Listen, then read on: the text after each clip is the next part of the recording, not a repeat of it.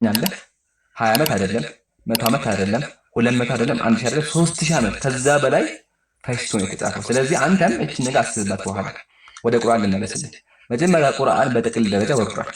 አምላካችን ቁርአን ላይ ሱረቱል ቀድር ላይ ምን አለ? ኢና አንዘልናሁ ፊ ለይለቲል ቀድር፣ ቁርአንን በለይለቱል ቀድር አወረድነው አለ። ቁርአን ሙሉ ለሙሉ ወደ ሰማኡ ዱንያ ወርዷል። ነገር ግን ወደ ምድር ሲመጣ ማለትም ወደ ነብዩ ሰለላሁ ዐለይሂ ወሰለም ሲመጣ እንደ አስፈላጊነቱ ነበር የሚወርደው። በአንዴ ከወረደማ ለውጥ አይኖርም። ለምን? ሰዎቹ ጣዖት አምላኪያን ናቸው። ስለዚህ አምላካችን ነብዩ ልኮ ዘሎ ስለ ጀነት ስለ ጀሃነም አልነገራቸው። መጀመሪያ ምን ነገራቸው? መጀመሪያ ነገራቸው ምንድነው? አላህን ፍሩ፣ ጣዖታትን ካዱ የሚል ነገር አስተማራቸው። ይሄን ከተማሩ በኋላ ቀጥሎ ማደረገ ከይሄን ካደረጉ ጀነት እንደሚገቡ ነገራቸው። ከዛ ህግ መጣ። ስቴፕ ባይ ስቴፕ ነው። ዘሎ ባንዴ አይሆንም። ባንዴ ከወረደማ ሰዎችም ይከብዳቸዋል። ምንም የማያውቀን ሰው መጣ ሙስሊም ሆነ ከዛ ጀነት ይገባል፣ ገሃነም ብትለው አይገባም፣ ህግ ስገድ ብትለው አይገባም። ኢቭን ስግደት ራሱ ሲመጣው ስቴፕ ባይ ስቴፕ ነው። ለዛ ነው አይሻ ረዲየላሁ ዐንሃ ምናለች ሐዲስ ላይ ለው ካነ አወሉ ማ ነዘል ላ ተሽረቡል ኸምር ለቃለ الناس ላ ነደውል ኸምር አበዳ። ለመጀመሪያ ጊዜ ቁርአን ሲወርድ አለች አይሻ ረዲየላሁ ዐንሃ አትስከሩ የሚል ሆኖ ቢሆን ኖሮ ሰዎች መቼም አንተው የሚሉ ነበረ። ስቴፕ ባይ ስቴፕ ነው የወረደው። መጀመሪያ አምላካችን መጠጥ መጥፎ ነገር እንደሆነ ነገራቸው። ቀጥሎ ደግሞ አቁሙ አላቸው። አያ ስቴፕ የሚባል ነገር። ስለዚህ ምክንያቱ ይሄ ነው። ግን ቁርአን ሙሉ ለሙሉ ወደ ሰማኡ ዱንያ ወርዷል። ሁለተኛ ምስክር አለ እንዴ ላልከው፣ በጣም ብዙ ምስክሮች ሰሃቦች አይተዋል። ብዙ ምስክሮች አሉ። ግን ምስክር ግዴታ ከሆነ በክርስትና ኢየሱስ ወደ ሰማይ ሲያደርግ ያየው የለም፣ ሲነሳ ያየው የለም፣ ማርያም ስታረግዝ ራሱ ያያት የለም ጭራሽ ነው። ስለዚህ ይሄ በሙሉ ሸተማት አይባልም። ዋናው ግን ጅብሪል አለይሂ ሰላም ራሱ ምን አለ? ያ ሙሐመድ አንተ ሙሐመድ ሆይ አለ፣ አንተ ረሱሉላህ አንተ የአላህ መልእክተኛ ነህ፣ ወአና ጅብሪል እኔ ጅብሪል ነኝ አለ። ስለዚህ ጅብሪል አለይሂ ሰላም ራሱ መልአኩ ገብርኤል እኔ ጅብሪል ነኝ ተናግሯል። አንደኛ። ሁለተኛ ሱሐቦችም አይተዋል። ሱሐቦች እንዳዩ ማስረጃ ካልከኝ አቀርብልሃለሁ። ምሳሌ ተመልከት። ሰሒሁ ሙስሊም ሐዲስ ቁጥር 8 ላይ ቃለ በይነና ነሕኑ ጁሉሱን እንደ ረሱሊላህ አሉ። ነብዩ ጋር ተቀምጠን ሳለ አሉ ሱሐቦች የሆነ ሰው ወደኛ መጣ። በጣም ያምራል፣ ልብሱ ነጭ ነው። ከዛ ወላ ዩራ አለይሂ አሰሩ ሰፈር የድካም መንገድ አይታይበትም። በቃ የሆነ ምንም አልደከመም፣ መንገድ አልተጓዘም ማለት ነው። በጣም ያምራል፣ ነጭ ነው። ከዛ ቃለ ፈአስነደ ሩክበተሁ አላ ሩክበቲሂ መጥቶ ይሄ መቀመጫውን ወይም ደግሞ እግሩን በነብዩ በኩል አደረገና ምን አለ? ያ ሙሐመድ አንተ ሙሐመድ ሆይ እሺ ምን አለ? ማህየ አኽቢርኒ አን ልእስላም ስለ እስልምና ንገረኝ አላቸው፣ አስተማራቸው። ከዛ ነብዩ ሰለላሁ ዐለይሂ ወሰለም ምን አሉ? አላሁ ወረሱሉሁ አለ። ቀጥሎ ይሄን ከተናገሩ በኋላ ዑመር አሉት፣ ዑመር ማን እንደሆነ ታውቃለህ እንዴ አሁን የመጣው ብሎ ጠየቀው። ዑመር አላቅም ግራ ገብቶኛል አላቸው። ነብያችን ምን አሉ? ሃዳ ጅብሪል ይሄ እኮ ገብርኤል ነው። አታኩም ዩዓሊሙኩም ዲነኩም ዲናችሁን ሊያስተምራችሁ የመጣው መልአኩ ገብርኤል ነው አሉ። ስለዚህ መልአኩ ገብርኤል በሰው አምሳያ ተገልጦ ሰሃቦች አይተውታል፣ አስተምረውታል። ያ ሰሒህ ሙስሊም ሐዲስ ቁጥር 8 ላይ ያለ። ዋናው ግን ግዴታም አይደለም፣ ግን ሰሃቦችም አይተዋል። ለነበረን ቆይታ እናመሰግናለን። አሊፍ ያው እድል ስላለቀ ሌላ ጊዜ መከረ ነው ጠይቅ ይችላል። እሺ አንድ የመጨረሻ አንድ ብቻ ልጠይቅ። በቃ ላንተ ልፍቀድልህ። አንድ ጥያቄ ብቻ ነው። አጠረጋጋ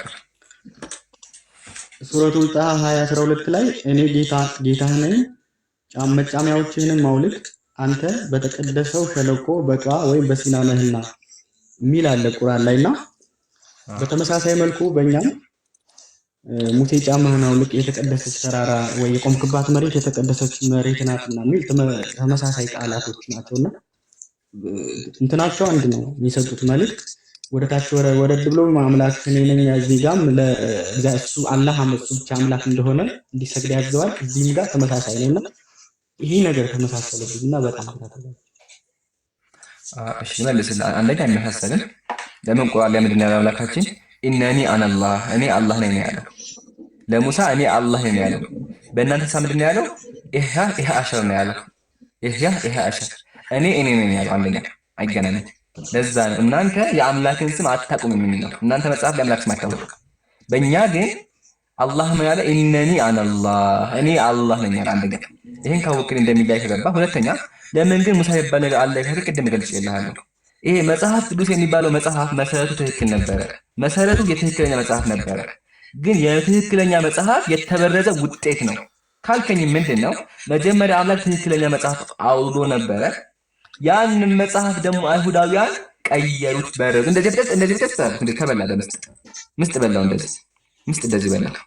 እንደዚህ ከተበላው መጽሐፍ እናንተ አደረጋችሁ ኮፒ አድርጋችሁ የቀረውን በራሳችሁ ሞታችሁ ተከተላችሁ። አያ ለዛ አልፎ አልፎ የነቢያት ታሪክ አለ። ምሳሌ አብርሃም ልጅ እንዳለው አላህ እንደባረከው አላህ ሰዋ እንዳለ ቁርአን ላይ ማለት እናንተም ላይ አለ። ግን ደግሞ አልፎ አልፎ ውሸት ታስገቡታላችሁ። ብዙ ቦታ ውሸትን ገብቷል።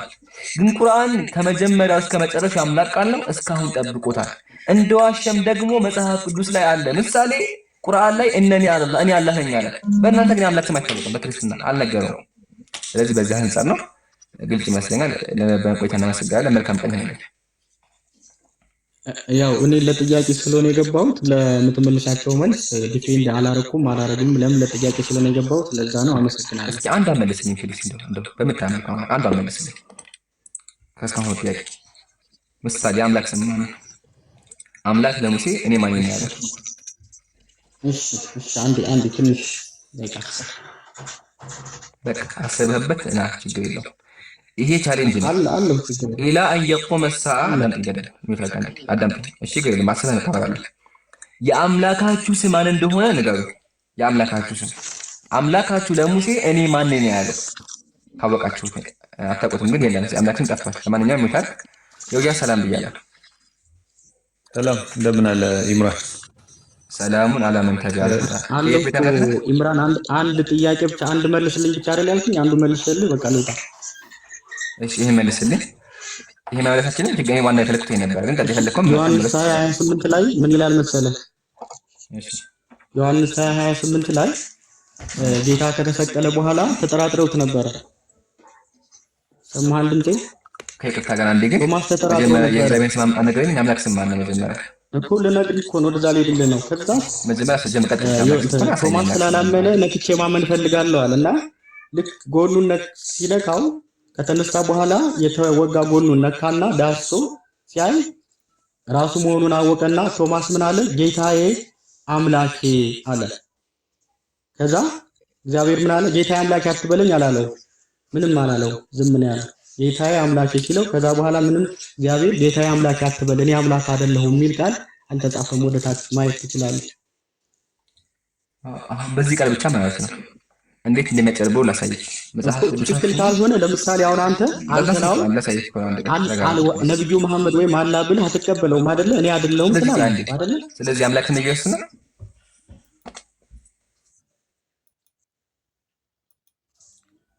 ብዙ ስሞች አሉት እኮ አንድ ስም ብቻ አይደለም። እነሱ ስሞች ቆመ አንድ ስም ፈልገህ ንገረኝ። አንደኛ፣ ሁለተኛ ደግሞ አዳምጠኝ። አሁን ባመጣው ጥቅስ ብቻ ቄሶቹ ምን ያክል እንደሚያጭበረብሩ መጽሐፍ ቅዱስ ምን ያክል እንደተበረረ አሳይሃለሁ። አሁን አንተ ምንድን ነው ያልከኝ? ቶማስም ጌታዬም አምላኬም አይደለ ያልከው? ግን እንደዛ አይደለም። ወረበል ካዕባ እንደዛ አይደለም የሚለው ምንድን ነው? ቶማስም ኤንድ ቶማስ ይኸውማ ምንድን ነው የሚለው? ኤንድ ቶማስ አንሰርድ ሂም አንቱ ሂም ሳይንግ ማይ ሎርድ ኤንድ ማይ ጋድ ነው። በጣም ይለያያል ኢምራን፣ አንተ የምትለው በጣም ይለያያል። እዚህ ጋር በጣም ይለያያል። ከየት እንደምታመጣው አላውቅም። ይሄ አሁን ይሄ እንግሊዝኛ መጽሐፍ ነው ከፈለክ። አይዋ እንግዲህ ክርስቲያኖች ያው በጣም ያሳዝናሉ ማለት ነው። ክርስቲያኖች ኦርቶዶክሶች ማለት ነው ምንም መጣፋቸውን አያውቁም። መጣፋቸውም ተበርዟል። እንግዲህ አላህ ይምራቸው ማለት ነው። ኢንሻአላህ ሙሉውን ቪዲዮ ተፈልጋችሁ ላይቭ ላይ ገብታችሁ መከታተል ትችላላችሁ አሁን ማለት ነው። ወይም ደግሞ ተላይቭ ተጨረሱ በኋላ ሌላ ቦታ ታገኙታላችሁ ማለት ነው። እኔ ግን ከዛ ቀን ጠብ አድርጌ ለእናንተ ያክል ነው ማለት ነው። የተወሰነ ያክል እንዲሰሙ ማለት ነው። ሁላችንም የዚህ የትልቅ ዲዕዋ የነቢያቶች መንገድ ዲዕዋ ትልቅ የሆነ ስራ ነው ማለት ነው። ለዚህ ከአጅሩ ትንሽ እንድንካፈል በማሰብ ነው። ኢንሻአላህ። ሰላም አለይኩም ወራህመቱላሂ